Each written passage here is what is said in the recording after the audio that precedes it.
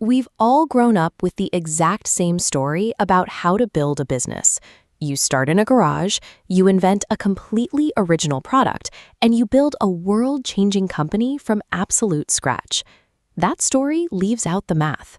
When you start from zero, you step onto a playing field where thousands of other ambitious people are fighting for the exact same slice of attention.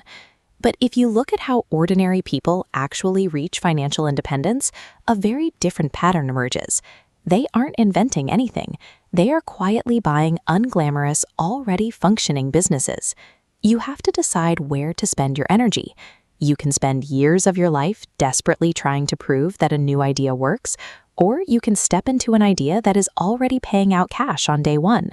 Let's look at two different approaches.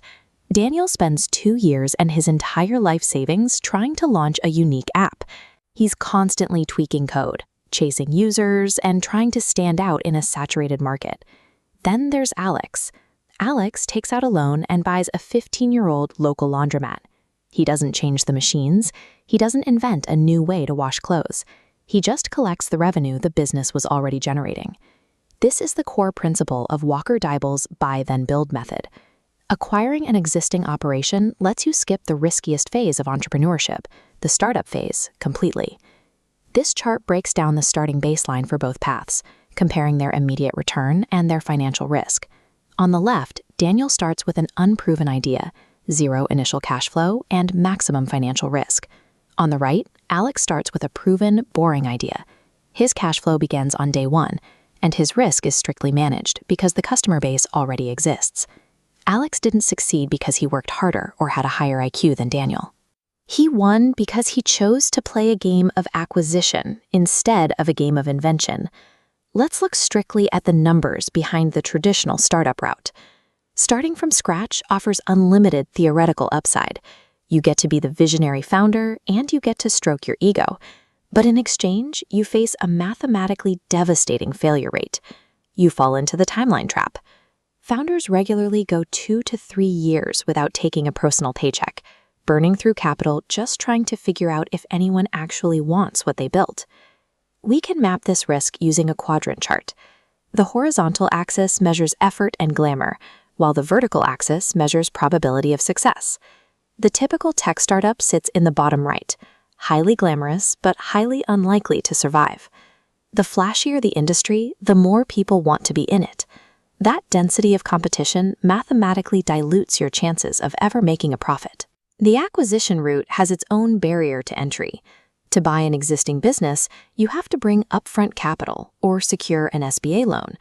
But look at what that debt actually purchases. You trade the prestige of being an inventor for the mathematical safety of an established asset.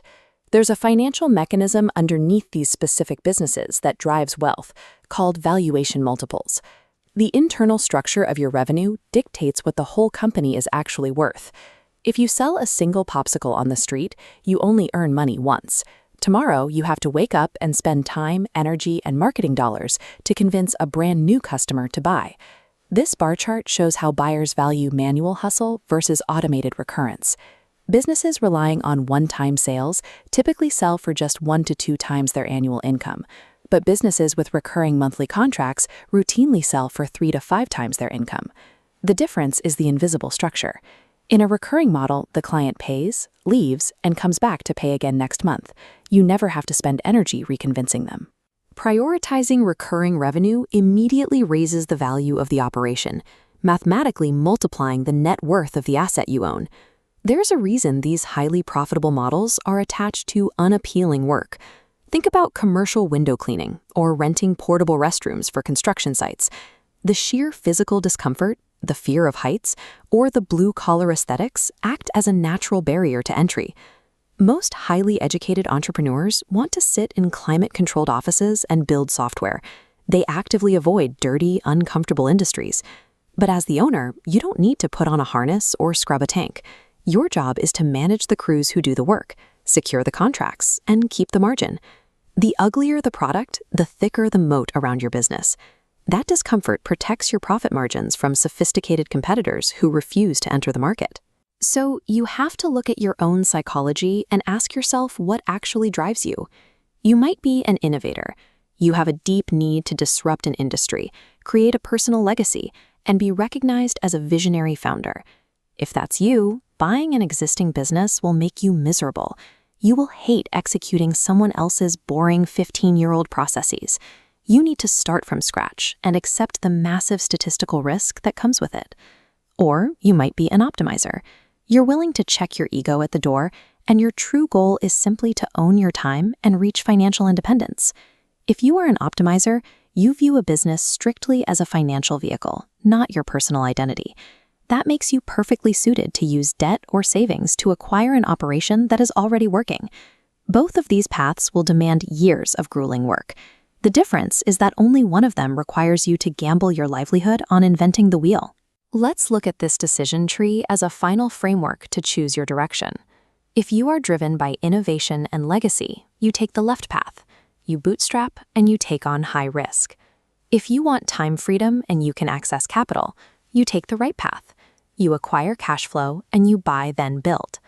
Buying an existing operation takes entrepreneurship out of the realm of passionate gambling and turns it into a solvable, predictable financial equation. I spent years looking at how ordinary people pull themselves into the wealthy class, and I learned a very specific lesson.